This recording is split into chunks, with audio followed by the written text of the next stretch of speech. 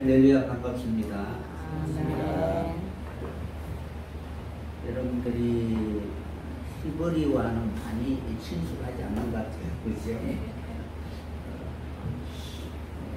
여러분 보면은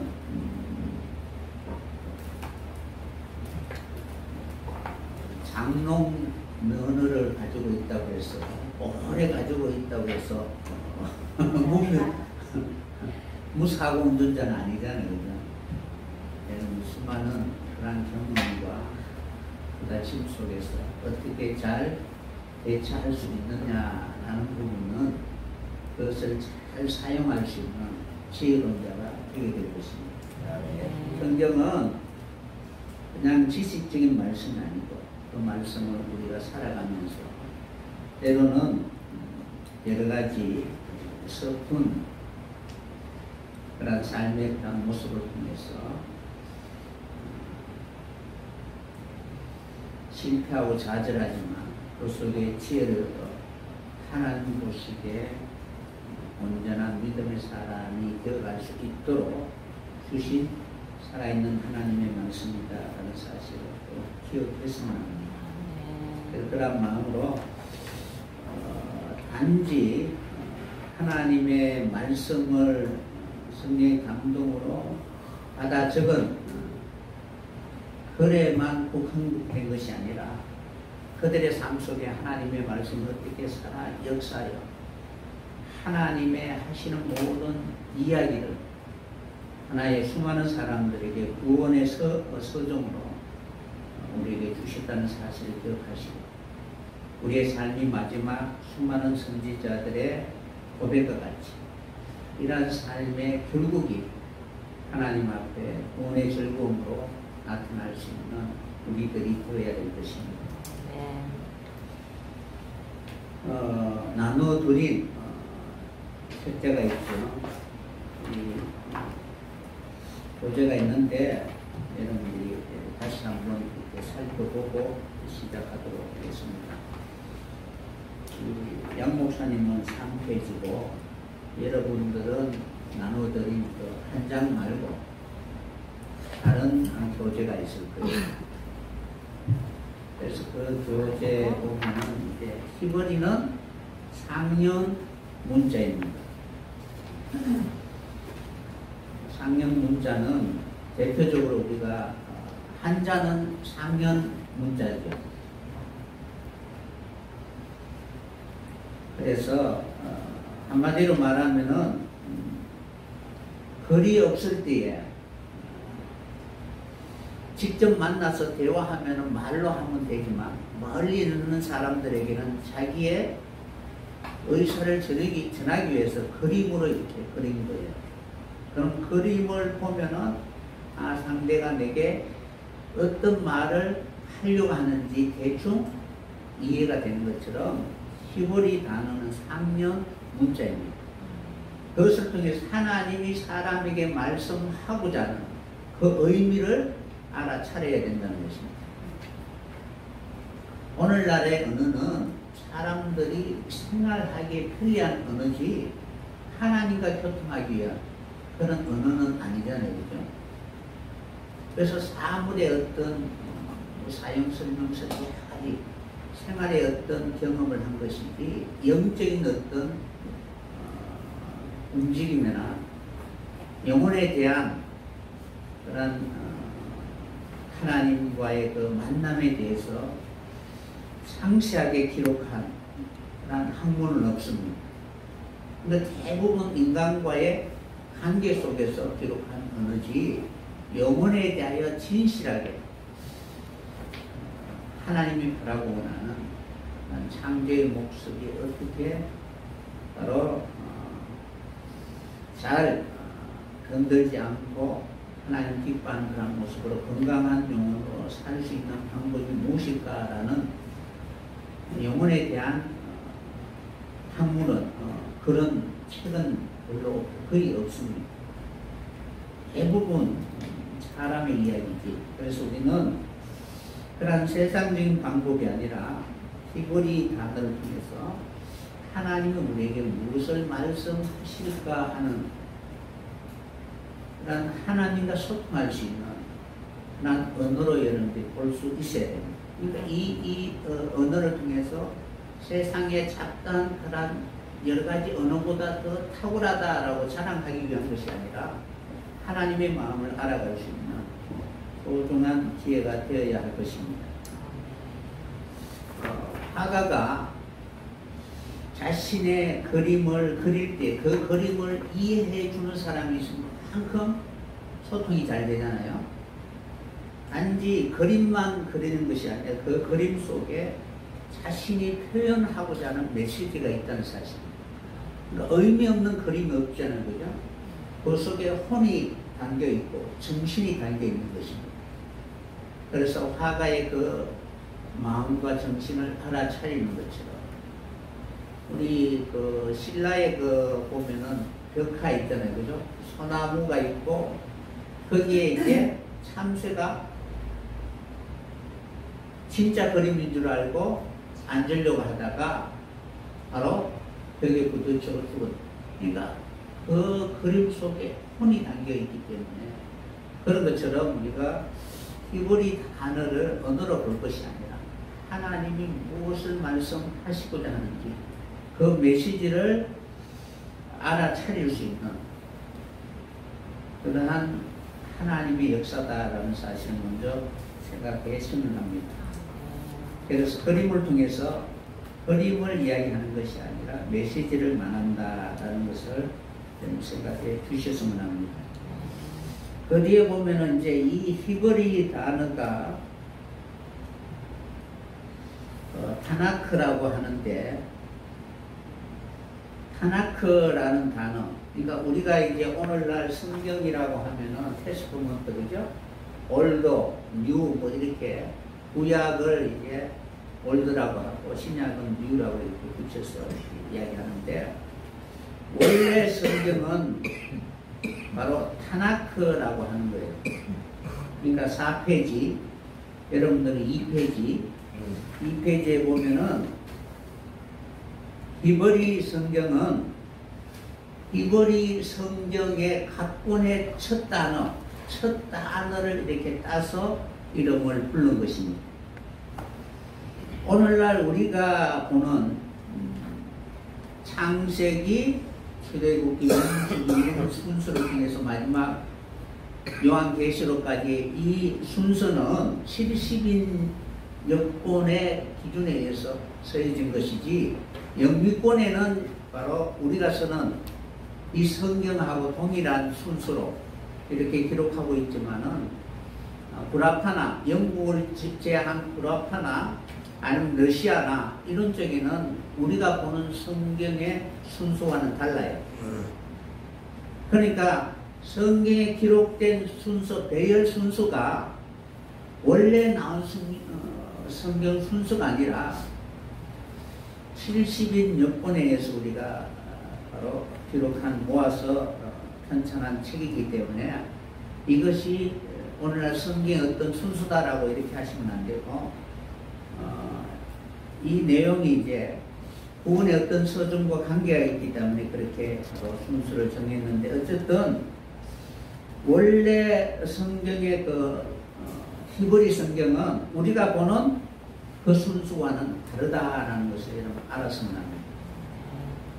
그래서 우리가 알고 있는 성경은 타나크라고 하는데 이 타나크라는 타우와 눈과 그 다음에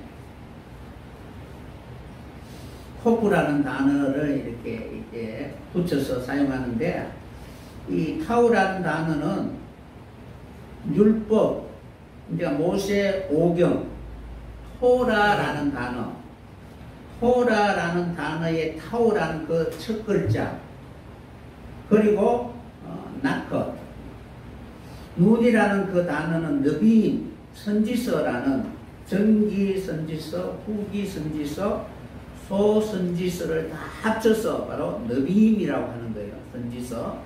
그 단어의 첫 글자를 따서 바로 붙였고, 그 다음에 캡투빈, 성문서, 시편, 잠언, 욥기로 해서 쭉 이제 마지막 역대기까지 그 내용을 케투핌이라고 하는데, 포프란 그 단어, 이 첫 단어를 다 그대로 따와서 성경이다라고 하는 거예요. 구약 성경을 부를 때 바로 타나크라고 하는 거예요. 그것을 이제 성경이다라고 여러분 하시면 됩니다. 그러면은 그 순서가 우리가 보는 순서하고는 다르잖아요. 그죠? 앞에 보면은 토라는 동일한데, 느빔, 그리고 케투빔, 이런 순서는 바로 이스라엘 성경이 보는 그런 순서와, 그리고 오늘날 우리가 보는 그 성경의 그런 배열 순서가 다르다라는 것을 여러분들 아셨으면 합니다. 그래서 그 뒤에 이제 의미들은 다 붙여놨으니까 여러분들이 그것을 같이 읽어보시면은 그 성경이 전체적으로 무엇을 의미하는 것을 대충 그 성경의 이름 속에 다 들어있다는 사실입니다. 그래서 창세기는 베레시트인데 그 뜻은 태초의 처음에 창조 기원 그런 의미고, 출애굽기는 세모트라는 히브리인데 그 뜻은 이름이라는 뜻입니다. 이름들. 엑소도스, 그러니까 출애굽한 이스라엘 백성들의 그 이름에 대해서 또 기록해 놓은 것이고, 레위기는 아이크라, 부르다라는 뜻이고, 민수기는 베미드바르, 미드바르 강야니까 앞에 베트가 붙어서 강야에서라는 뜻입니다.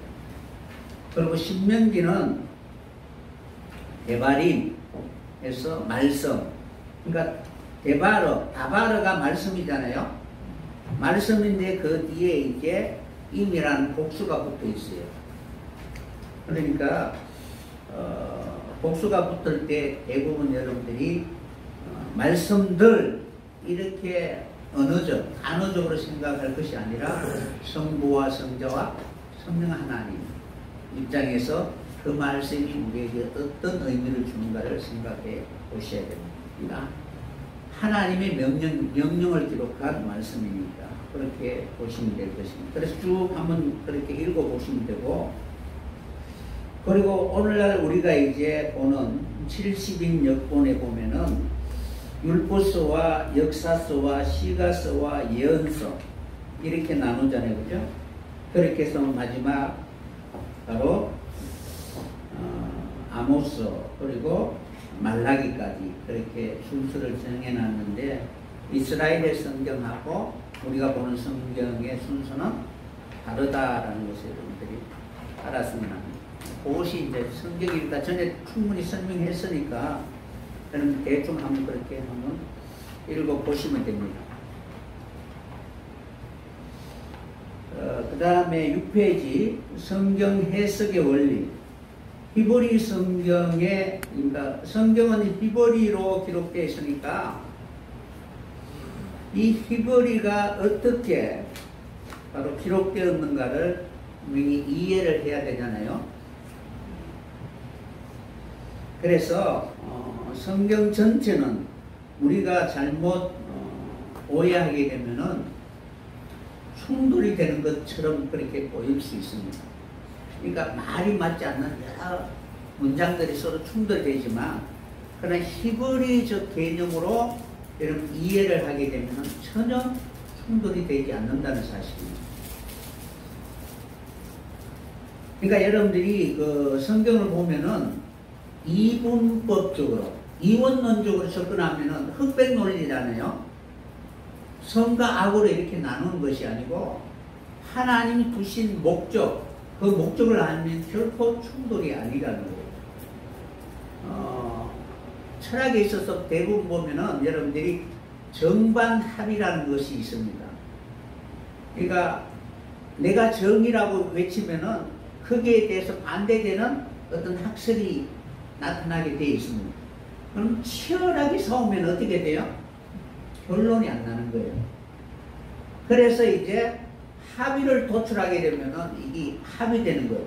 그러니까 정과 반대가 이제 합의를 도출하게 되는데 그것이 올라간다는 뜻이에요. 한 단계 올라가게 되면 합의가 도출되는 거예요. 그럼 새로운 학설이 되면은 그게 또 정반합이 또 도출이 되는 거예요.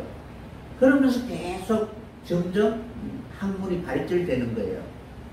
그러니까 우리도 성경적인 어떤 지식이 내가 생각하는 사고하고 다른 사람이 어떻게 부딪힐 수가 있잖아요. 끝까지 우기면은 말이 강한 사람이나 고집이 센 사람 이기는 것처럼 하지만은 결코 그렇지 않다. 이 충돌 속에서 합의가 이루어지게 되면은 더 높은 어떤 차원으로 이렇게 올라가게 됩니다. 그럼 그것이 끝이 아니고 또 거기에 반하는 어떤 논리가 또 나타나게 되어 있습니다. 그런 의미로 바로 이해를 해야 되지 이원론적으로 흑백 논리를 하면 절대로 성경을 이해할 수가 없다는 사실을 먼저 생각했으면 합니다. 그래서 성경이 궁극적으로 우리에게 무엇을 가르쳐 주기 위한 것인가를 먼저 묵상하고 사고하고 그것을 향하여 나갈 수 있는, 그러니까 더 나은 것을 위하여 버릴 줄 아는 그러한 결단도 필요하다라는 것입니다. 그래서 우리가 철저히 지금 세상에 있기 때문에 성경을 바라보면은 헬라적 사상으로 바라본다는 거예요. 창세기는 첫째 날, 천지 창조로부터 시작해서 첫째 날부터 일곱째 날에 대해서 기록하고 있잖아요. 그럼 이 첫째 날부터 일곱째 날은 기수적인 그러한 개념이 아니라는 거예요. 하나님의 창조의 입장에서 보면은 첫째 날이 되고 둘째 날이 되는 거는 우리가 생각하는 24시간이 지나면 다음 날이 오잖아요. 그리고 셋째 날, 넷째 날 이렇게 되는 것이 기수적 개념이에요. 그러니까 순서에서 내가 전혀 아무런 준비도 안 하고 그 날에 내가 노력이나 아무것도 안 하면은 그 다음에 시간이 지나면 둘째 날이 오잖아요. 그죠? 그러나 서수적 개념은 첫째 날에 목적이 있고 계획이 있다는 거예요. 그러니까 첫째 날의 의미를 내가 이루지 못하면 둘째 날은 결코 오지 않는다는 거예요. 그러니까 첫째 날에 하나님이 창조하신 목적을 다 내가 이루었을 때 둘째 날이 오는 거예요. 그러니까 서수적 개념이라는 것은 계속 쌓여가는 거예요. 첫째 날을 내가 이루게 되면은 둘째 날에 들어가게 되고 둘째 날의 사역을 다 감당하면은 셋째 날이 우리에게 열리는 거예요. 그런 개념을 이렇게 계속 쌓여지는 그런 의미지. 첫째 날의 의미를 내가 전혀 나와는 상관이 없으니까 가만히 있으면은 어느 순간 내가 둘째 날이 오고 셋째 날이 오는 그런 개념은 아니라는 것을 먼저 생각했으면 합니다. 그래서 기수적 개념은 철저히 인본주의적 개념. 사람의 어떤 생각이 때로는 시간이나 여러 가지 문제나 이러한 부분들이 그냥 세월이 약이다라고 생각해서 지나면은 이루어진다라고 생각하면은 결코 안 된다는 것입니다. 그래서 구원의 서정도 그러한 하나님의 시작과 과정과 그리고 끝이 분명히 있다는 사실을 먼저 생각했으면 합니다. 그래서 성경의 전체의 어떤 하나님의 그런 섭리 속에서 성부, 성자, 성령 하나님이 하시는 어떤 과정 속에서 우리가 바로 하나님 보시기에 좋았더라 하는 그러한 과정 속에서 우리가 부족하면은 하나님이 도우셔서 그것을 우리에게 이루도록 해 주시는 것입니다. 그러한 과정을 통해서 하나님의 창조의 목적을 다 이루게 되는 것입니다. 그래서 천지 창조의 6일의 개념도 서술적으로 접근을 해야 된다는 거예요. 그러니까 첫째 날, 둘째 날 히브리 단어에 사용하는 언어 자체가 바로 그러한 의미로 여러분들이 이해를 해야 되지, 그냥 시간이 지나면 다 된다라는 기수적으로는 절대로 성경을 이해할 수가 없습니다. 그래서 대표적인 시간의 개념이 크로노스와 카이로스가 있다라는 것을 여러분 생각했으면 합니다. 크로노스는 그냥 흘러가는 시간이잖아요. 그러나 카이로스는 내게 어떤 증거나 의미가 있는 시간이라는 거예요. 그러니까 많은 사람들은 오늘 이 날은 그냥 흘러가는 시간일 수도 있지만 우리 시원산 형제들은 의미 있는 시간이 되어야 할 줄 믿습니다. 그러니까 내 인생에 분명히 의미가 있고 하나님의 계획과 반드시 관계가 있어야 됩니다. 그리고 그러니까 히브리는 철저히 성경은 서수적 개념을 여러분 이해를 해야 된다라는 것을 생각해야 되고, 두 번째는 어원을 찾아야 된다. 그러니까 어원을 찾아야 거기에 이제 정미사와 접두사와 앞뒤 관계와 이런 것을 알고 전체적인 하나님이 말씀하고자 하는 그 뜻을 알 수가 있다라고 말씀드릴 수가 있습니다. 그래서 22자가 바로 이런 하나님이 우리에게 말씀하고자 하는 그림, 구도, 이것이 기록되어 있으니까 이것을 어떻게 여러분들이 바로 이해하느냐에 따라서 성경을 깊이 이해하게 되는 것입니다. 그냥 한번 그렇게 읽어보시면 될 거예요. 그래서 나중에 여러분들이 고민하면은 그 하나님이 깊은 의미로서 우리에게 바로 주게 될 것입니다. 그러면은 이제 히브리 단어, 오늘날 그 우리 성경은 이렇게 몇 장 몇 절이라는 장과 절이 이렇게 구분되어 있잖아요. 원래는 장과 절이 없었습니다. 띄어쓰기가 없이 그냥 베레시트로부터 해서 계속 단어가 이렇게 붙어 있어요. 붙어 있으니까 히브리인들이 아닌 사람들이 그거를 구분해서 어떤 의미인가를 이렇게 해석하기란 대단히 어렵습니다. 예를 들어서 우리가 초등학교 때 많이 이야기하잖아요. 그죠? 띄어쓰기를 잘못하면 아버지가 방에 들어가신다가 아니고 아버지 가방에 들어가신다. 그러면은 유치원 아이나 어린아이한테 그거를 주면은 그냥 아버지 가방에 들어가신다. 이게 무슨 아버지가 왜 가방에 들어가지? 이런 생각을 할 수도 있잖아요. 그죠? 그런 것처럼 처음에 이 띄어쓰기가 없을 때는 바로 이방인들에 있는 사람들이 성경을 이해하지 못했다는 거예요. 그거를 이제 이해할 수 있도록 이제 전체적인 앞뒤 문맥, 단락을 이렇게 끊어서 바로 동그라미도 해놓고 절을 이렇게 기록하기도 했다는 거예요. 그렇게 하고 난 뒤에 이제 거기에 이제 우리가 그 사전을 보면은 가나다 순으로 되어 있잖아요. 우리 단어 사전은. 그런 것처럼 히브리 사전도 원어 사전도 이런 순서적으로 해놨는데 너무 방대하니까 빨리 찾을 수 있는 그 방법, 같은 그 유형으로 이렇게 모은 사람이 바로 서투론이라는 학자입니다. 여러분들 보면은 이제 그 원어 사전, 우리가 보는 그 말고 이제 TWOT라는 원어 사전이 있어요. 원어 사전.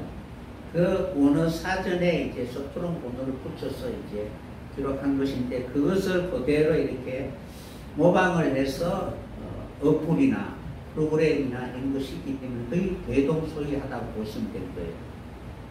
그래서 이 우리가 보통 이제 서투론 번호, 히브리 성경과 헬라어 성경 속에 서투론 번호가 있습니다. 그런데 맨 처음 서투론이라는 학자가 붙였다고 해서 서투론 번호다라고 하는 거예요. 그러니까 우리도 원소 기호나 무엇을 발견하면은 그 사람의 이름을 붙이잖아요.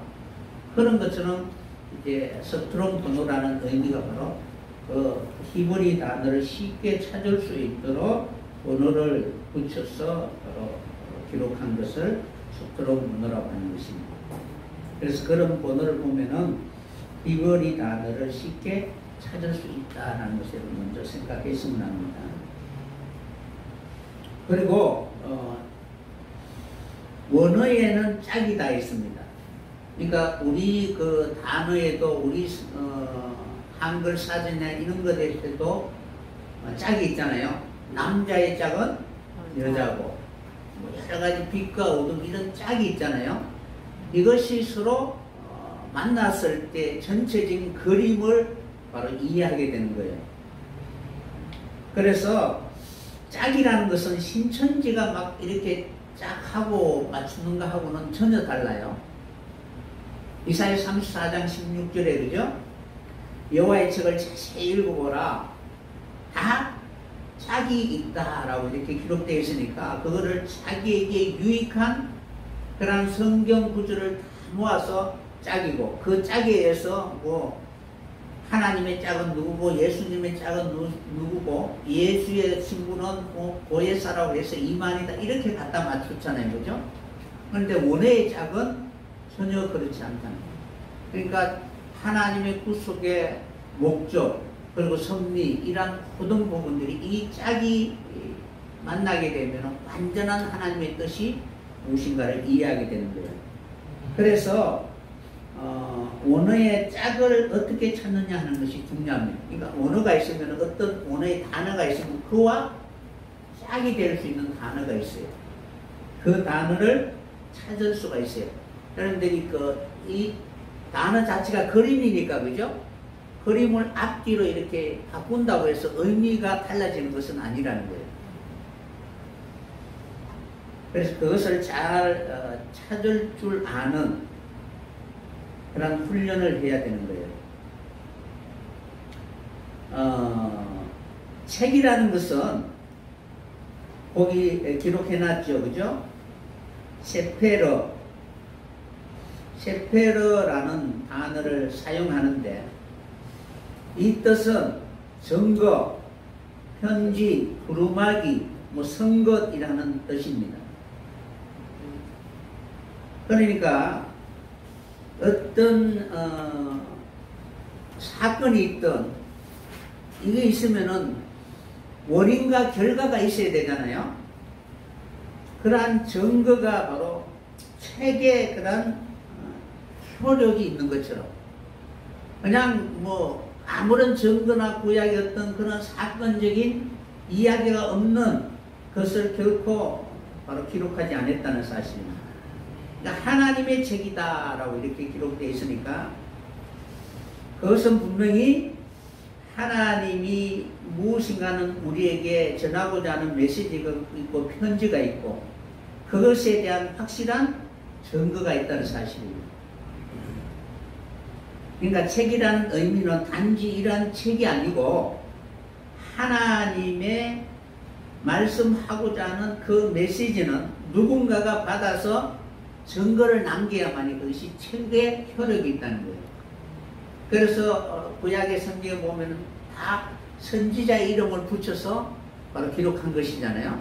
그럼 단지 선지자에게 하나님 메시지를 전해서 기록하라는 것이 아니라 선지자의 삶을 통해서 그것을 기록하게 하신 것입니다. 그래서 성령은 반드시 그러한 삶을 살 수 있도록 역사하게 되는 것입니다. 그러니까 하나님의 책을 자세히 읽어보면은 빠진 것이 하나도 없다라고 이렇게 기록되어 있잖아요. 빠진 것이 없다는 것은 다 있다는 뜻인데 이때 사용한 단어가 빠졌다라는 그 단어는 아다르라는 단어인데 배열하다, 소집하다, 돕다, 서열을 지키다 뭐 이런 뜻입니다. 그러니까 순서가 다 있다는 것이죠, 그죠? 순서 없는 것이 없다는 거예요. 여러분들이 그 군대 가다 보면은 군대에 보면은 이제 병사들이 이제 만약에 뭐 저녁 그 점호를 하거나 아침 점호를 하면은 딱 쉬우면은 어때요? 누가 빠졌는지 다 아는 거예요. 이런 것처럼 선지자들을 이렇게 나열해서 쑥 빠져버리면은 하나님의 전체적인 스토리가 무엇인가는 없는 것처럼 그렇게 느껴지기 쉽다는 거예요. 빠진다는 것은 그냥 빠진다는 의미가 아니라 하나님의 구속의 사역에 있어서 빠지게 되면은 안 이루어지는 그런 의미를 가지고 있으니까 빠졌다는 것은 빠진 것이 없다는 것은 일목요연하게 잘 정리가 되어 있다는 거예요. 그러니까 구원의 그러한 앞뒤나 모든 부분들이 완벽하게 하나님이 역사하고 있다라는 그런 의미로서지 짝의 의미, 자기 마음대로 맞는 것만 이렇게 찾아서 이게 짝이다 이렇게 이야기할 것이 아니라 하나님의 일하심, 시작과 과정과 그리고 결론이 어떻게 맺혀지는가를 분명하게 하나님이 이러한 성경에 기록해놨기 때문에 어느 누구라 할지라도 그것을 결코 부인할 수가 없다는 사실입니다. 그러니까 회개가 없으면 예수님을 만나지 못하잖아요. 그죠? 하나님의 나라가 이미 문 앞에 있으니까 먼저 그 나라에 들어가기 위해서는 회개가 반드시 있어야 되잖아요. 그럼 그 회개라는 의미를 이제 구약에서부터 분명히 정확하게 성경적인 그런 근거를 통해서 우리에게 가르쳐 주고 있다는 사실입니다. 그런 의미로서 이렇게 기록했고, 짝이라는 것은 친구라는 뜻입니다. 레우터. 친구에 대하여 이제 성경에는 어떻게 소개하고 있느냐 하면은 같이 동행하는 자를 친구라고 하는 거예요. 아모스 3장에 보면은 같이 길을 갈 때에 단지 함께 간다고 해서 길을 가는 것이 아니라 먼저 마음이 맞아야만이 같이 길을 간다라고 이렇게 할 수가 있는 거예요.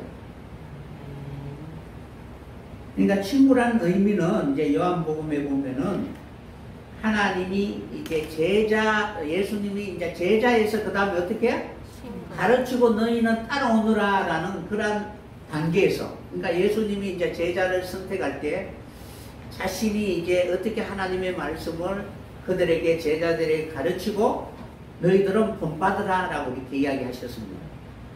그러니까 명령과 순종의 관계가 스승과 제자의 관계인데, 이제 요한복음 15장부터는 이제 너희를 제자라고 하지 않고 친구라고 하는 거예요. 같은 동역자 입장에서 이렇게 생각해 주는 거예요. 그래서 친구를 위하여 목숨을 버린다라고 하는 거예요. 그러니까 하나님의 뜻을 이룰 수 있는 그런 관계, 동역하는 창조의 무리의 입장에서 이렇게 하나님 불러주신 거예요. 그것이 친구의 입장이에요. 그래서 친구는 마음이 맞는 자, 그런 개념으로 이렇게 하고 있기 때문에 짝이라는 개념이 이제 아담의 짝이 하와잖아요. 그죠?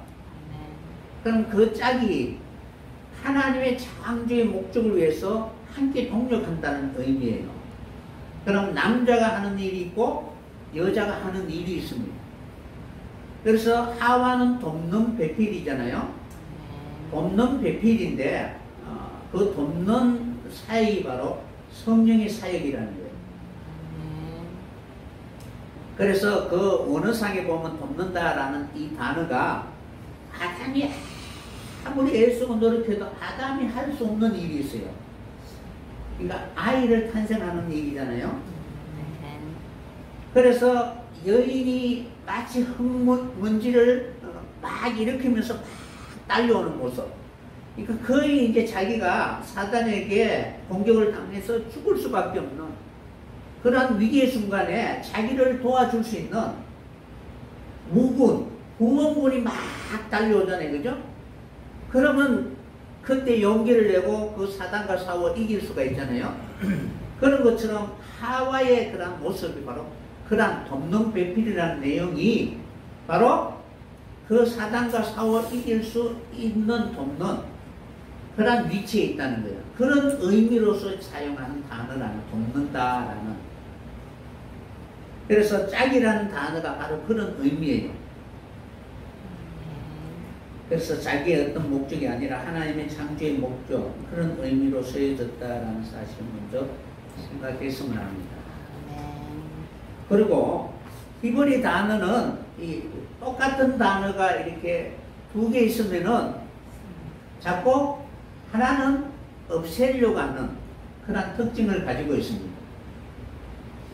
그러므로 이렇게 많이 들어있는 단어가 아니라 이렇게 마치 축자 줄이려고 하는 그런 특징을 가지고 있습니다. 그래서 축자라고 하고, 그래도 줄이지만 한자 한자 속에는 하나님의 감동이 들어있다는 거예요. 그래서 축자 영감의라고 하는 거예요.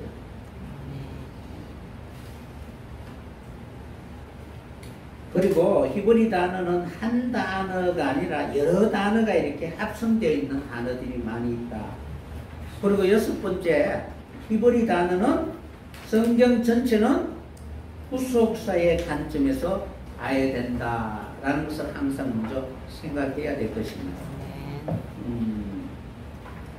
그러니까 후속사와 관계 있는 부분은 성경 전체잖아요.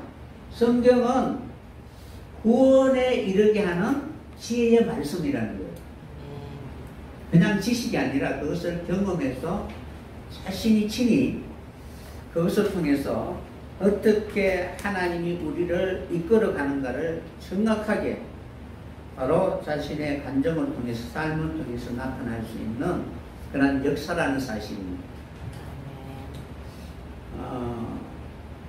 사람이 다른 것은, 짐승과 다른 것은 역사가 있다는 거예요. 그죠? 마찬가지로 성경은 구원의 역사에 대한 부분입니다. 그러니까 성부 하나님, 성자 하나님, 성령 하나님이 어떻게 바로 인생의 역사 속에 찾아오셔서 구원을 이루어가는가에 대하여 기록한 후속사의 그런 증거라는 것입니다. 그래서 그 내용을 이제 쭉 신명기 28장, 그리고 열왕기야, 로마서 다 그런 내용으로 바로 기록해 놓은 것이 바로 성경의 기록 목적이다라는 것을 여러분 생각하셨으면 합니다. 그래서 로마서 15장 4절에 보면은 사도 바울이 무엇이든지 전에 기록한 바는, 그러니까 구약 창세기로부터 지금까지 기록한 모든 말씀은 우리의 교훈을 위하여 기록된 것이니 우리로 하여금 인내로 또는 성경의 안위로 소망을 가지게 함이라. 이제 인내와 안위의 하나님이 너희로 그리스도 예수를 본받았으로 뜻을 갖게 하여 주사 한 마음과 한 입으로 하나님 곧 우리 주 예수 그리스도의 아버지께 영광을 올리게 하려 하노라. 아멘. 그러니까 기록한 모든 말씀은 우리로 하여금 하나님 앞에 영광 돌릴 수 있도록 본받게 하기 위하여 기록한 말씀이라는 거예요. 그러니까 그 말씀을 붙들고 때로는 인내로, 소망으로 그 말씀을 지키게 되면은 서로 한 마음이 되고 예수 그리스도와 같이 하나님 앞에 영광 돌릴 수 있는 그 길이 무엇인가를 정확하게 우리에게 알려주게 되는 것입니다. 그러므로 모든 선한 일을 행하기에 부족하면 구원하기에 능한 하나님의 말씀이다라는 것을 이해하게 될 것입니다. 그 다음에 일곱 번째는 히브리 단어는 동사 중심으로 해석한다라는 사실 먼저 생각했습니다. 그래서 그 내용으로 쭉 이제 해놨는데 어쨌든 그 부분을 나중에 이제 상세하게 설명하도록 하겠습니다. 그 다음에 이제 10페이지 그냥 한번 쭉 보시면 될 거예요. 성경의 기록 순서 제일 먼저 기록한 것은 욥기서다라고 이렇게 소개하고 있습니다. 그래서 창세기를 제일 먼저 기록한 것이 아니라 모세오경은 1500년경에 이제 기록하였고, 이제 BC, 그러니까 예수님이 탄생하기 이전 1500년경에 바로 모세오경을 기록했습니다. 그리고 욥기는 모세오경을 기록하기 500년 전, 2000년 정도에 이렇게 기록되고, 그 다음에 여호수아, 이런 순서로 기록해놨다라고 이렇게 보시면 됩니다. 그리고 이제 신약은 순서가 이제 쭉 보시면은 이러한 순서로 기록해 놨다. 그래서 제일 나중에 기록한 것이 바로 요한복음이다. 그러니까 90년도에서 100년 서기 그렇게 기록해 놨으니까 여러분들이 바로 요한계시록을 기록하면서 요한복음도 같이 기록했는 것 같아요. 그래서 제일 나중에 기록한 것이 요한복음이다. 그러니까 기록한 순서로 이렇게 성기되어 있는 것이 아니고 70인 여권을 통해서 의도하는 그것을 이렇게 순서를 정한 어떤 의도를 가지고 했다라는 것을 먼저 생각했으면 합니다.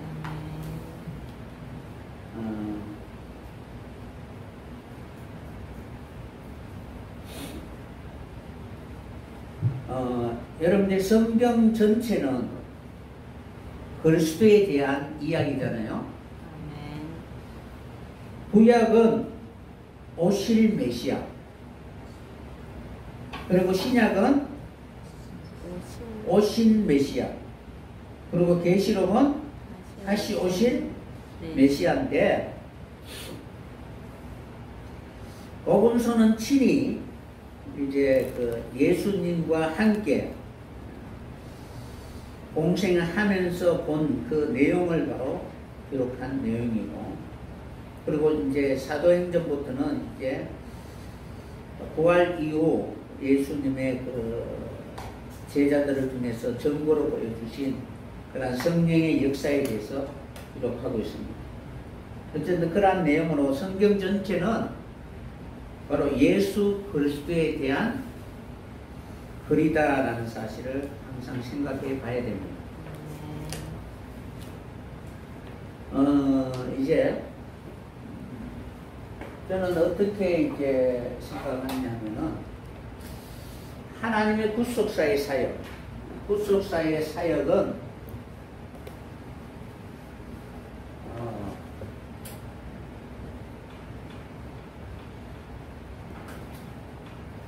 세 부분으로 이렇게 나누어서 설명하는데, 여러분들이 이렇게 이로 이렇게 보시면 돼요. 구약은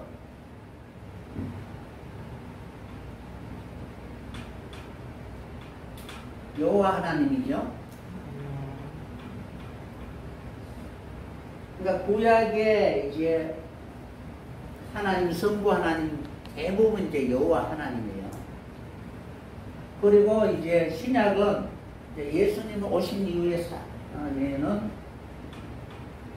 예수 그리스도, 그 다음에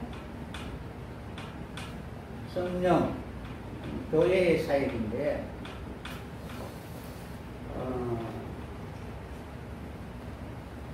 모든 그 구원의 그 과정을 보면은 그 정점이 바로 십자가잖아요, 그죠?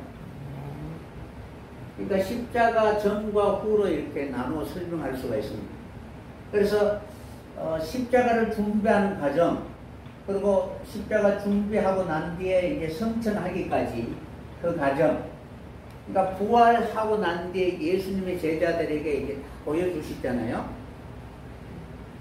그 과정이 이제 전체적인 의미에서는 십자가라고 보고, 이 십자가가 이제 예수님이 친히 십자가를 준비하는 과정과 십자가를 통해서 제자들에게 그 십자가를 넘겨주는 과정, 그런 과정을 이렇게 보는데,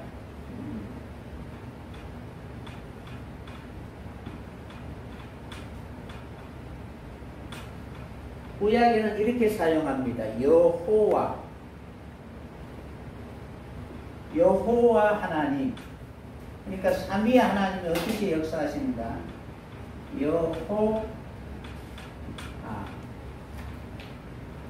여호와 하나님이고, 예수님은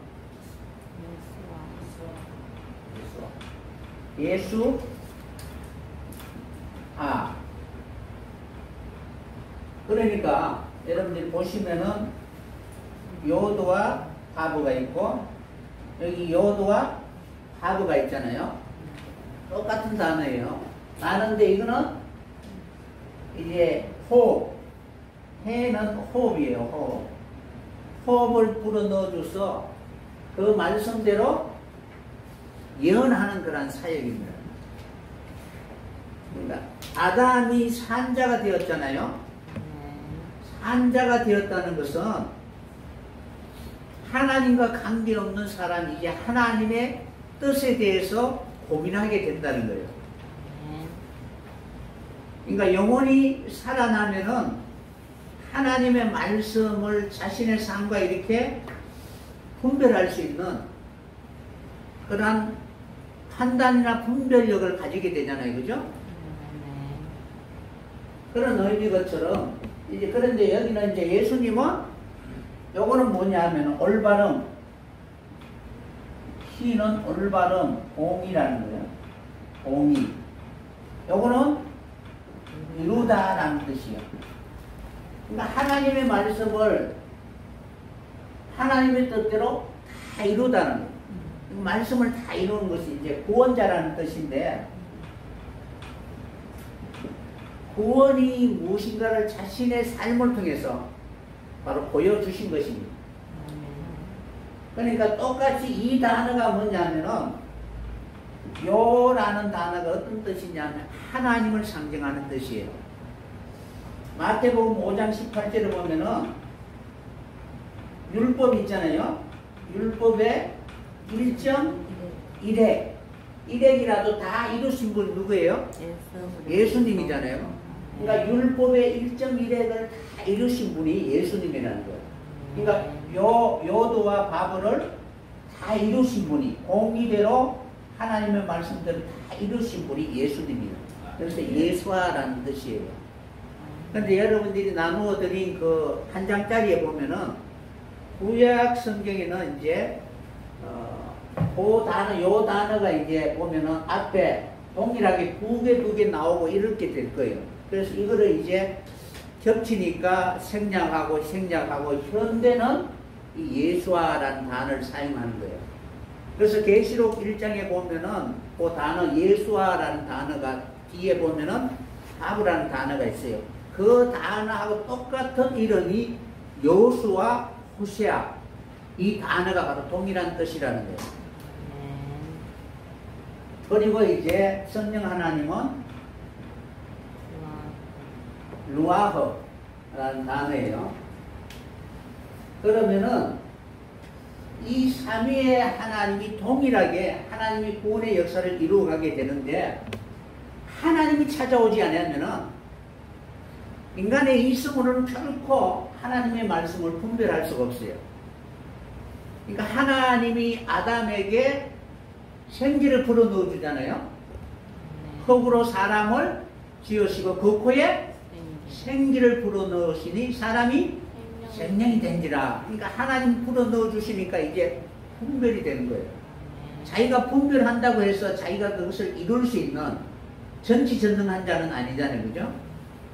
그런 예를 많이 드는데, 만약에 여러분들이 미래를 내다볼 수 있는 그런 능력이 있다고 합시다. 그런데 그것이 내가 불가항력적으로 내가 어떻게 할 수 없는 영역이라면 어떻게 해요? 알기는 아는데 내가 그것을 해결할 수 있는 능력은 없는 거예요. 예를 들어서 일본의 쓰나미처럼, 그죠? 갑자기 주mom이 이렇게 휘몰아치면은 그것을 내가 이렇게 막을 수 있는 힘이 없을 때, 그때는 알아도 자기 자신은 어떻게 할 수 없으니까 그것은 해결자가 될 수가 없겠죠. 그런 것처럼 하나님이 알려줘도 그것을 아담이 지식으로 알았다고 해서 그가 가지고 있는 능력으로는 그것을 해결할 수 있는 그런 본질이 없기 때문에 바로 실패할 수밖에 없고 무너질 수밖에 없는 거예요. 그러니까 우리 중심 속에는 항상 예수님이 계셔야 된다는 거예요. 그러니까 계시라는 의미, 안다는 의미가 단지 여러분 먼저 미리 안다고 해서 아는 것이 아니고 그것을 해결할 수 있는 능력이 있느냐라는 거예요. 없으니까 그 다음에 어떻게 우리에게는 기도가 필요할 거 아니에요. 그죠? 그러니까 말씀을 통해서 한 개인이 아니라 전체적인 구원의 서정에 있어서 사단이 어떻게 인생을 무너뜨렸는가, 그것은 우리의 이제 내면 속에 일어나는 여러 가지 사건을 통해서 우리가 필요한 것은 반드시 하나님의 사역이 필요하다는 것을 늘 하나님 앞에 인식하고 하나님 앞에 도움을 구해야 된다는 거예요. 그래서 닫혀있는 한이 아니고 열려야 된다는 거예요. 그런 의미로서 여호와 예수와 이런 내용들을 여러분들이 생각할 때에 이것이 시대적으로 나눌 것이 아니고 먼저 우리는 우리 스스로 죄를 분별할 수 있는 이성이 없는 거예요. 그러니까 아담이 범죄함으로 땅에 쫓겨난 모든 인생들은 스스로 죄를 분별할 수 있는 지각이 없어요. 다만 우리가 이제 우리 삶에 여러 가지 쓰러지고 실패하고 고통하니까 왜 그럴까 원인을 추론해서 이래서 이럴 것이다. 그럼 그때 또 다른 그것이 나에게 안 이루어졌고 다른 방법으로 내가 그때 선택했으면 과연 내가 성공할 수 있을까? 전혀 그렇지 않다는 거예요. 어떤 방법이든 그 사람이 그때 그 상황 속에서 최선을 다했지만 그러나 사망이란 죄라는 근본적인 그런 그 힘에는 내가 대항할 힘이 없다는 사실입니다. 그러니까 죄를 발견하지 못하고 내가 무엇인가를 계속 해결하려고 한다 할지라도 결코 할 수가 없는 거예요. 그런데 죄를 발견할 수 있도록 할 수 있는 유일한 길은 하나님이 찾아오시는 거예요. 하나님은 선이시잖아요. 그죠? 하나님이 우리에게 딱 나타나면은 내가 누구인가를 철저히 깨닫게 되는 거예요. 하나님과 다르다는 걸 인식하게 되잖아요. 그러면은 자신이 죄인이라는 것을 철저히 인식하는 거예요. 죄를 지어서 죄인이 아니라 사망과 사고를 이길 수 있는 힘이 없는 거예요. 힘이 없으니까 바로 죄인이라는 거예요. 죄가 개입을 해서 내 인생을 흐트러버리고 엉망진창을 만들어버리면 그게 굴복할 수밖에 없는 그러한 흙의 체질을 갖고 있다는 거예요. 탐심을 불어넣어주고 욕망을 불어넣어주고 이거를 그냥 마치 가룟 유다와 같이 그의 마음속에 그러한 본질을 가지고 있는데 영이 들어가 버리니까 어떻게 해요? 그 일을 할 수밖에 없는 거예요. 그러니까 우리의 체질은 그 영이 이렇게 들어오면 어때요? 그냥 그렇게 할 수밖에 없는 그런 본질을 갖고 있는 것입니다. 이 본질을 근본적으로 바꿔줄 수 있는 분은 하나님밖에 없다는 사실입니다. 그러니까 자기가 깨닫게 되면은 하나님 찾아와서 깨닫게 되면은 바로 예수 그리스도의 이름을 부를 수밖에 없는 것입니다. 나를 바꾸어 주옵소서라고 이렇게 간구할 수밖에 없다는 사실입니다. 그러니까 이 삼위의 하나님이 한꺼번에 와서 우리의 전 인생에 대해서 여러 가지 여정 과정 속에 제가 어떻게 개입해서 이렇게 할 것이다 라는 것을 우리에게 다 알려주면은 우리가 그것을 다 해결할 수 있느냐? 그렇지 않다는 거예요. 그러니까 우리가 살아가면서 우리가 그냥 습관적으로 했던 모든 부분들이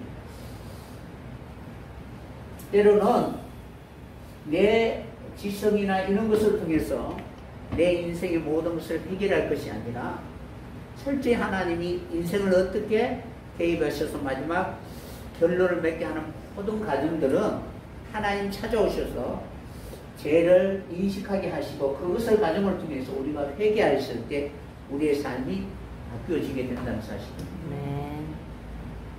그런 내용으로 이제 앞으로 우리가 여전히 하나님의 천국에 들어가기 전까지는 여전히 땅의 체질을 갖고 있잖아요. 땅의 체질을 갖고 있으니까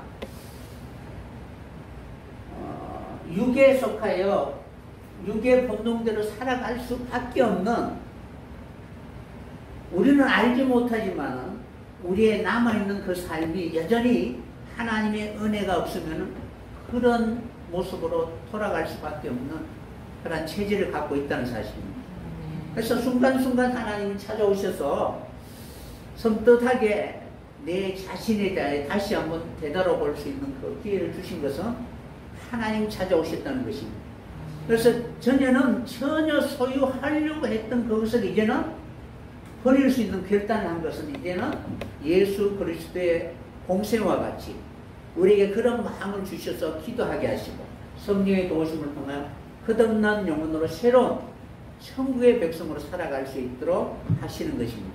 그러니까 이러한 모든 과정들이 그냥 시대별로가 아니라 우리의 오늘이라는 하루, 우리에게 주어진 그 하루 사이에 삼위 하나님이 다 나타나신다는 사실입니다. 그러니까 삼위 하나님은 떨어져 있는 분은 아니라는 거예요. 삼위일체라는 것이잖아요. 그죠? 그러니까 삼위일체 하나님입니다. 그래서 성경은 바로 엘로힘이라고 이렇게 하나님이라고 되어 있잖아요. 그죠?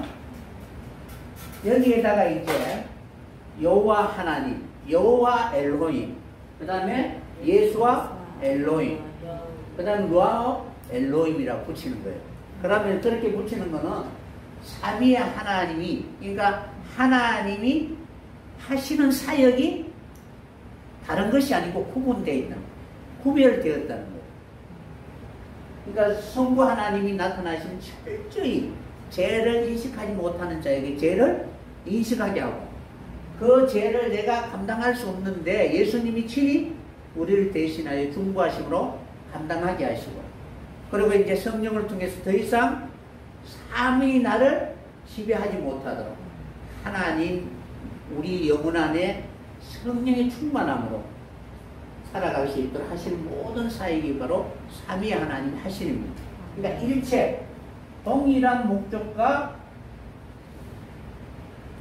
목적과 그리고 계획을 위해서 하나님이 어떻게 당신의 형상을 보여준 일체 하나라는 거예요. 그러니까 우리가 생각하는 물질이 생각하는 하나라는 개념과 하나님이 생각하는 하나라는 개념은 달라요. 그죠? 그러니까 하나님은 물질이 아니니까 우리가 생각하는 일체라는 개념하고는 달라요. 삼위라는 것은 하시는 사역이 구별되었다든지 다르다는 내용이 아니에요. 그러니까 본질을 위해서 하시는 사역입니다. 동일한 목적과 본질을 위해서 하나님이, 삼위 하나님이 일하신다는 거예요. 삼위일체라는 것이지 신이 세 개가 있다, 세 분 하나님 이렇게 하는 것도 아니다는 거예요. 세 분이라고 하면 우리가 보면 이렇게 나누려고 하잖아요. 삼신론. 그런 것은 아니에요. 사역, 그러니까 인간에게 나타나서 하시는 사역, 사역적인 그런 척에서는 삼이라고 하는데 계실 때는 동일한 본질을 가지고 있다는 거예요. 그러니까 신적 본질은 동일하다는 거예요. 그래서 일체라는 거예요. 그럼 하시는 그 목적도 동일하다는 거예요. 그러니까 그런 의미로서 이 세 분 하나님이 같이 사역을 했을 때에 하나님이 창조의 목적을 성취할 수가 있다는 거예요. 그럼 여호와 하나님이 일하실 때는 예수님이 가만히 계시느냐? 아니라는 거예요. 그러니까 주도적으로 일하실 때는 앞에 나서는 분이 여호와 하나님. 그래서 구약에 보면은 다 바로 삼위 하나님이 다 나타납니다. 그래서 창세기 1장 1절 2절에 보면은 천지 창조에 하시는 그 사역에 동일하게 바로 삼위 하나님 다 나타나고 계시요. 그러니까 주도적으로 이제 앞에 이제 여호와 하나님이 나타나시고 이제 뒤에는 있지만은 궁극적인 모습은 그 계시하시고, 그러니까 구약에 하나님이 하시고자 원하는 그것을 계시하시고, 그것을 그대로 예수님이 자신의 삶을 통해서 보여주시고, 그리고 교회를 통하여 적용하게 하시는 거예요. 그래서 구약은 하나님이 계시하시고, 그 계시한 것을 예수님이 친히 자신의 삶을 통해서 보여주시고, 교회를 통해서 성령이 적용하여서 하나님, 궁극적인 하나님의 나라를 이루어가는 과정이라는 사실입니다. 그러니까 그런 의미에서 이제 성경을 봐야 된다는 거예요. 그럼 구약의 어떤 한 단어를 볼 때에 그냥 구약적인 의미가 아니라 그 속에 종말을 향한 하나님의 역사하심이 있다는 사실을 먼저 항상 생각해야 됩니다. 어떤 단어이든 이 단어가 삼위 하나님이 일하심을 발견할 수 있는 그런 언어가 되어야 된다는 거예요. 그래서 신약과 계시록은 전혀 다른 말씀이 아니라 구약에 예언되어 있는 말씀을 오늘날 너에게 이루어졌다라고 이렇게 하시는 것이지, 내가 새로 딴 어떤 것을 가지고 행한다라는 뜻은 아니라는 거예요. 그래서 구약은 철저히 하나님과 하나님 아닌 것을 구별하시고 나뉘시기 위해서 하나님 찾아오시는 거예요. 그러니까 그 당시에 있던 어떤 사람들은 신들은 유일하신 참 하나님과 하나님만 있는 것이 아니라 피조된 신들도 있다는 거예요. 그러니까 그 허다한 신들, 그 신들도 동일하게 엘로힘이라고 사용하는 거예요. 그러니까 이름은 다 똑같아요. 구약에도 보면은. 그러니까 하나님의 이름만 있다고. 그러니까 하나님의 이름으로 이렇게 오잖아요. 오면은 신들이 오면 이름을 가지고 와요. 이름을 가지고 오면은 그 신들을 받은 사람은 누구라고 인식하느냐 하면은 하나님이라고 인식하는 거예요. 그러니까 다 엘로힘이라고 하는 거예요. 그런데 하는 일이 달라. 그러니까 유일하신 여호와 엘로힘, 하나님만이 하실 수 있는 일이 있고 예수님만이 하실 수 있는 일이 있고 성부 하나님이 하신 일이 있습니다. 이 세 분 하나님은 동일한 목적을 위하여 바로 협력한다는 거예요. 이것이 충돌이나 나뉘어지는 것이 아니고 바벨은 하나님은 하나님 하는 일이 다 충돌이. 그러니까 먼저를 잡아먹고 어떻게 해야만이 자기 일을 하는 그런 것처럼 나뉘어진 구별된, 그러니까 이게 모래알같이 서로 화합이 안 되는 신들이라는 거예요. 그러나 삼위 하나님은 동일한 목적을 위해서 연합한다는 거예요. 일치 본질이 같으니까 하나가 된다라는 사실을 너무 생각하시고 구약을 보든 어디를 보든지 그 속에 삼위 하나님의 사역을 항상 여러분들이 생각하셔야 됩니다. 그렇게 하면은 성경 전체의 의미를 여러분들이 이해하게 될 거예요. 그런 내용으로서 이렇게 이제 앞으로 성경을 이제 고쳤으면 한다라는 거예요. 그래서 여러분들이 예를 들어서 태초에라는 것은 뭐예요? 베레 히트잖아요, 그죠? 그냥 시간이 아니고 하나님이 나타나신 거예요. 그러면 여기에서 삼위 하나님이 다 있잖아요, 그죠? 그럼 여기에서 우리가 이제 바라 이렇게 나눌 수도 있고, 아니면은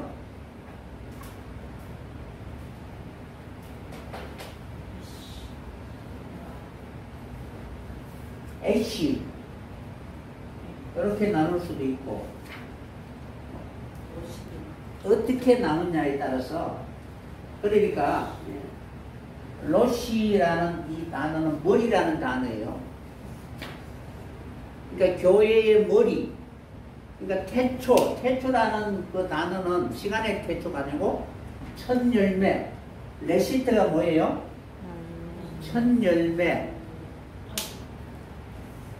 그러니까 레시라는 그 단어에서 그것을 다 이루시고 나타나신, 그러니까 이게 뭐냐면은 이것을 여러분들이 이렇게 갈로를 치면은 뭐예요?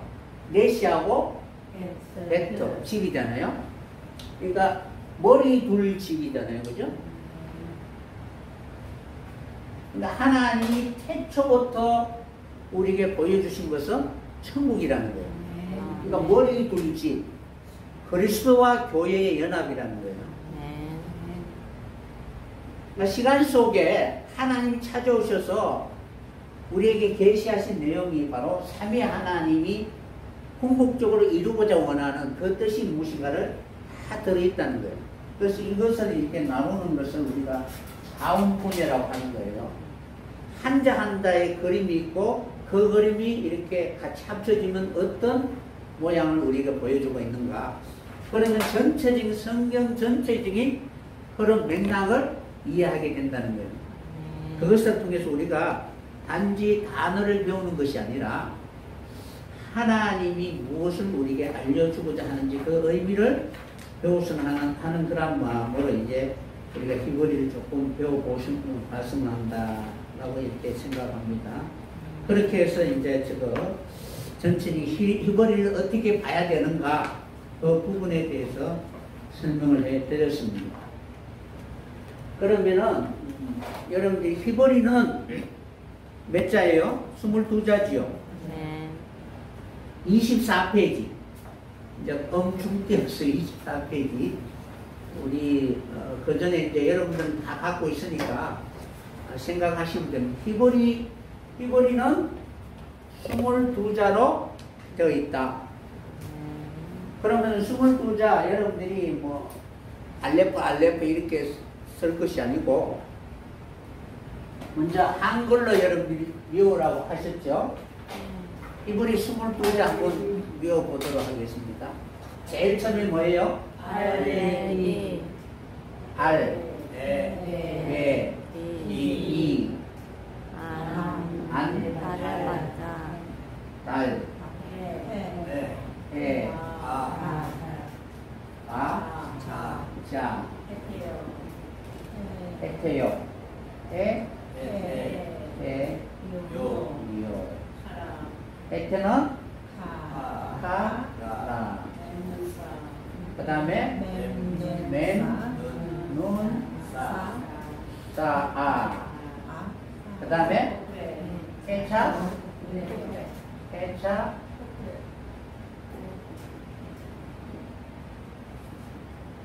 호프, 네. 그 다음에 신신타오. 요거를 외우라고 했죠, 그죠? 이거는 이제 우리 양목사님 배우셨으니까 알배기는 뭐예요? 이 알통. 그러니까 알통배기. 그러니까 알배기 안달해봤자. 그러니까 하루아침에 안 된다는 거예요. 운동회가 이 알통 나오는 거는. 알배기 이 안은 이제 구워온 거예요. 이제 기억하라고. 알배기 안달해봤자 해태요. 해태가 뭐예요? 해태사자. 사자상이 있잖아요. 해태사자. 저기 그 해태제가에 보면 해태상이 있잖아요. 거기 무엇이냐면 눈 없는 사자예요. 그러니까 해태는 뭐 아무리 그렇게 이렇게 명수를 할 때는 눈 없으면 뭐예요? 그냥 헛수합이에요. 그러니까 알배기 안달해봤자 해태라는 거예요. 해태요. 그러니까 보지 못하는 그 사자는 아무런 의미가 없잖아요. 그죠? 그러니까 알배기 안달해봤자 해태요. 이런 해태는 뭐였을까? 가라, 가버려라. 맨눈사 해서 이렇게 눈을 이렇게 사매고, 맨눈사 해봐야 어떻게? 도로 아무 일이니까 폐차시켜버리라. 그러니까 이 의미가 다 같이 되는 거예요. 그래서 해태 눈은 아무리 눈을 사매봐도 뭐다? 보지 못하니까 폐차시켜버리라. 폐차 포풀에 코를 이렇게 풀라. 폐차 포풀에 그 다음에 신신타오. 신신타오는 그냥 이제 끝자니까 그렇게 외우시면 됩니다. 그러니까 여기에서 이제 이렇게 외우고 난 뒤에 그 다음에 뒤에 붙이면 돼요. R은 알레포. 그 다음에 베는 베이터. T는 히메. 달레. 해는 해 그대로 해. 또는 바보 와우하고 바보. 그 다음에 자인. 그 다음에 여기는 헥터, 요도.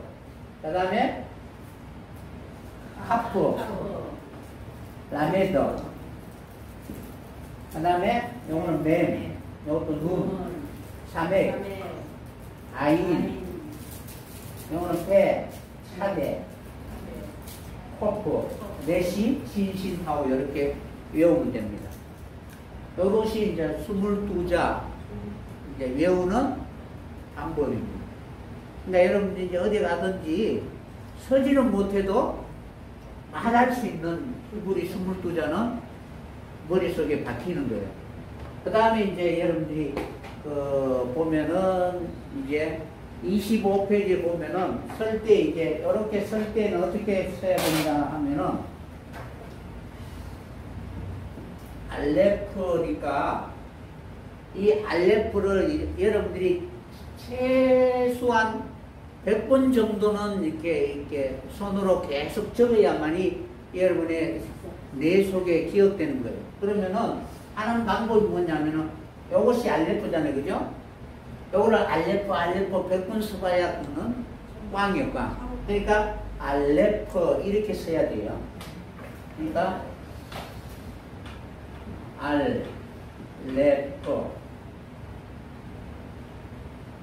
알레프 이제 모음까지 써주면 되는데 이거는 모음은 나중에 하면 되고 어쨌든 알레프 베터 기멜 이렇게 쓰는 거를 이제 알레프 베터 기멜부터 순서적으로 해서 마지막 타오까지 이렇게 서면은 한 번 이런 식으로 100번을 써야 되지 알레프를 요거만 알레프 100번 써봐야 공부에 아무 도움이 안 되니까 알레프 베터 기멜 이렇게 해서 거기 보면 100번 서면은 알게 된다는 거예요.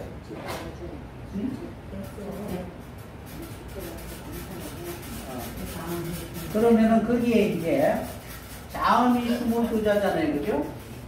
자음이 22자고 모음이 5개. 모음이 뭐예요?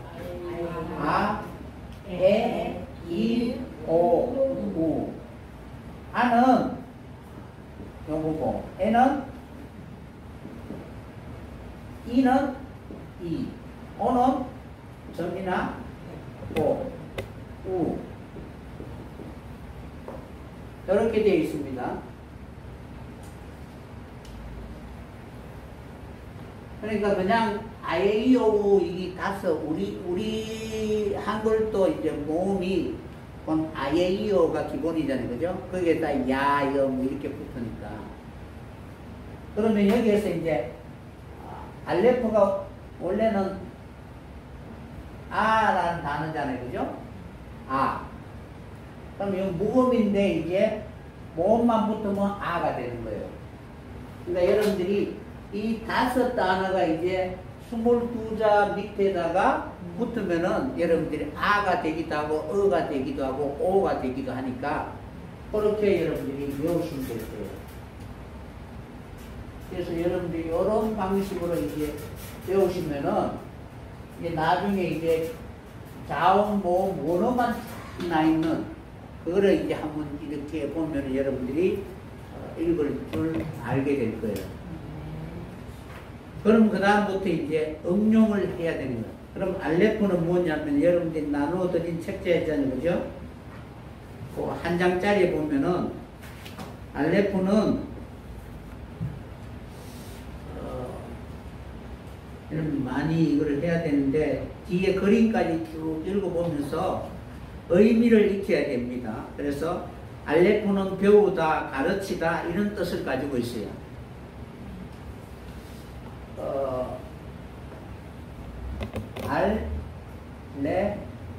알레프잖아요. 그죠? 알레프라는 뜻이 무엇이냐면은 배우다,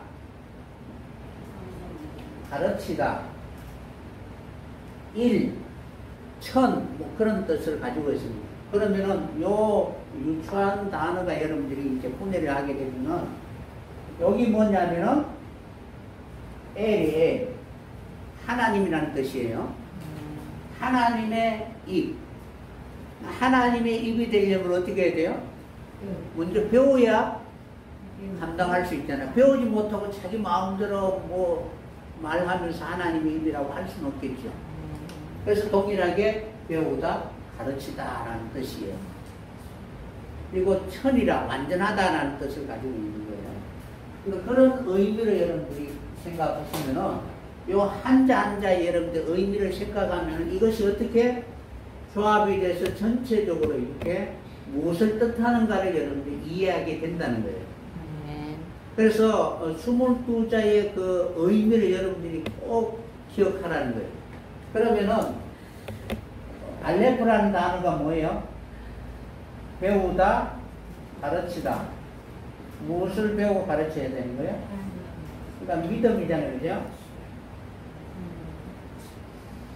요거는 익히다는 거예요, 익히다. 라메드는 막대기예요, 막대기. 이 형상화한 것이 있어요. 뒤에 그림 보면은 모세의 지팡이로 어떻게 해요? 양들을 치게하고 인도하잖아. 그게 없으면 뿔이 나서 자기 마음대로 행동하려고 하는 막대기가 이제 인도를 통해서 배우는 거예요. 익히다라는 것이고 여기는 폐, 입이란 열린 입이라는 거예요. 그럼 이 세 단어의 의미가 요 안에 들어있는 거예요. 알레프라는 단어 속에. 그래서 익히지 못하면은 가르칠 수가 없잖아요. 믿음은 들음에서 나잖아요. 그죠? 배우고 익혀야만이 분명한 말을 하게 되는 거예요. 그래서 알레프라는 의미가 바로 배우다, 가르치다 라는 단어인데 그 단어를 동일하게 똑같이 사용하고 있는 구절을 여러분에게 설명했어요. 그래서 여러분 누군가를 사귀는 목적이 뭐예요? 분명히 배울 것이 있으니까 사귈 거 아니에요, 그죠? 맨날 해만 끼치고 뭐 무엇인가는 빼앗아 가려고 한다면 누가 사귀려고 합니까, 그죠? 그래서 알레프라는 단어가 사귀다라는 뜻인데 거기에 상징적인 의미는 배우다. 왜 사귀느냐? 무엇인가를 배우기 위해서 사귀다라는 그런 뜻을 가지고 있어요.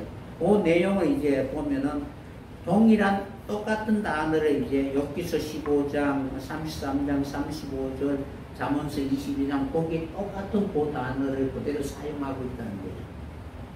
그래서 알레포라고 할 때에 이제 사귀다, 배우다, 가르치다 그런 내용. 그 다음에 항소, 그 다음에 수천을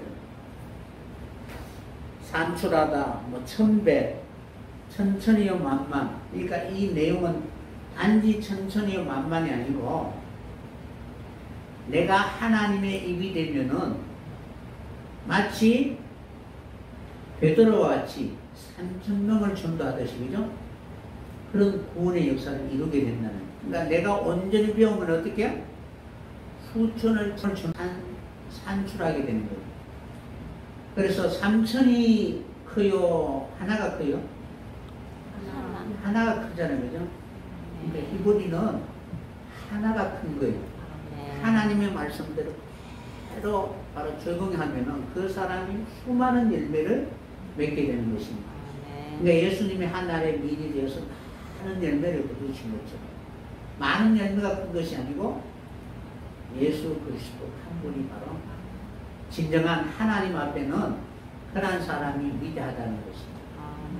그래서 항상 그것을 기억하고 여러분들이 배울 수 있는 소중한 기회가 되었으면 합니다. 그래서 익히고 배우는 방법을 이제 앞으로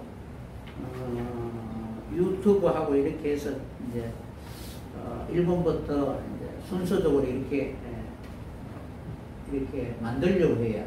그래서 여러분들 쭉 보면은 히브리 기초적인 내용은 이런 과정을 통해서 어느 정도 우리의 말 속에 인식 속에 새겨지게 되면은 이제 실제적으로 어떻게 성경을 볼 수 있는가 하는 부분은 이렇게 우리 그 프로그램이나 이런 것을 통해서 어떻게 목회자가 이 원어를 이제 본문으로 잡아서 해석에 적용하느냐 하는 부분, 이런 내용들을 여러분들이 원어를 보면 더 풍성해지고 더 많이 이해하게 될 것입니다.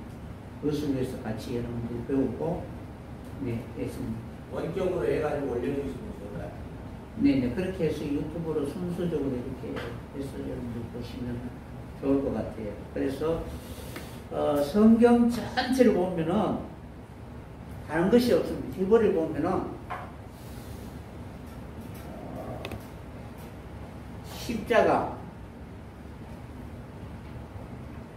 십자가가 이제 궁극적으로 죄인이 하나님을 향하여 나아가는 그러한 구원의 서정에 있어서 정점에 있다라는 것을 알 수가 있어요.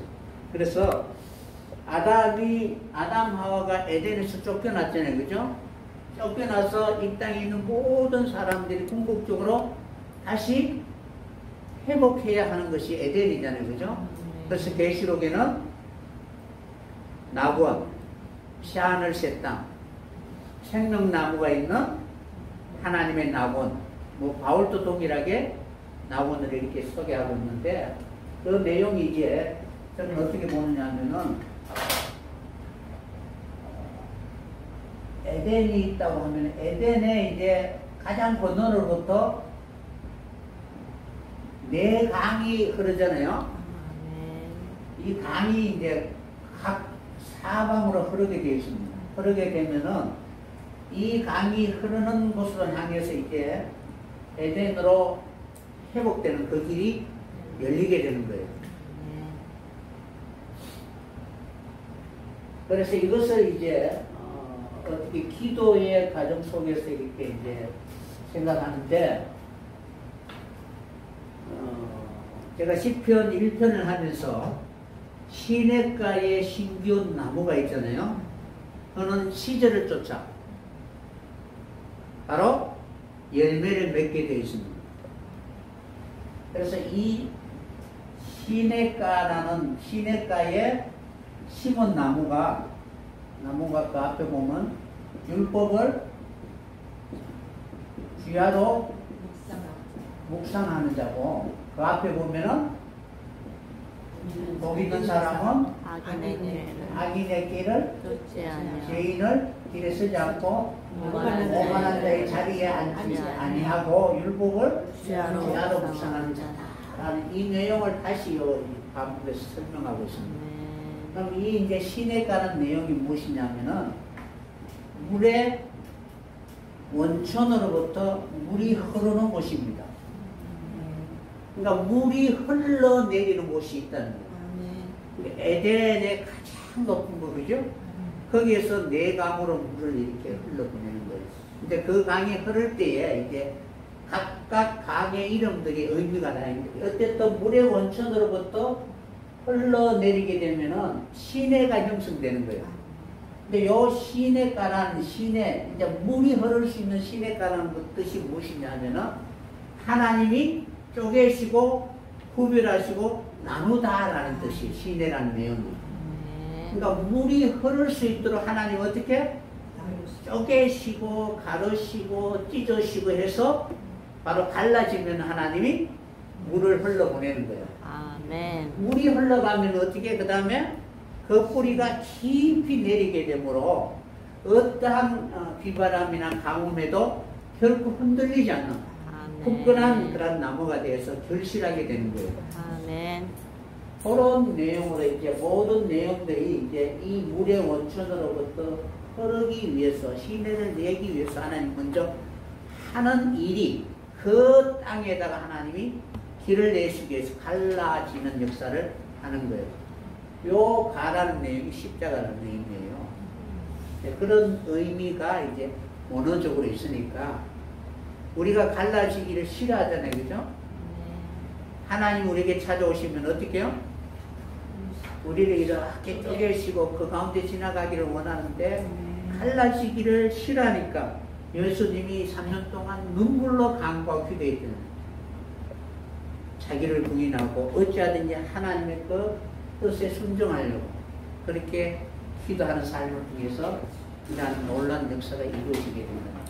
그래서 3년 동안 예수님이 하신 기도의 모습들이 시편에 많이 다 담겨 있다라고 이렇게 보시면 돼요.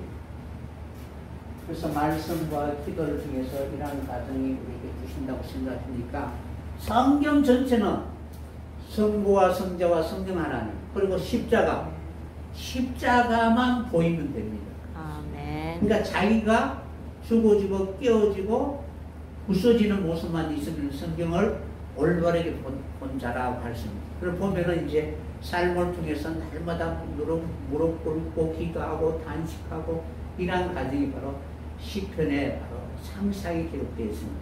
아멘. 그러니까 단지 노래하는 것이 아니고 하나님이 내 영혼 속에 들어와서 어떻게 해집고 이렇게 하나님 역사하시는 거.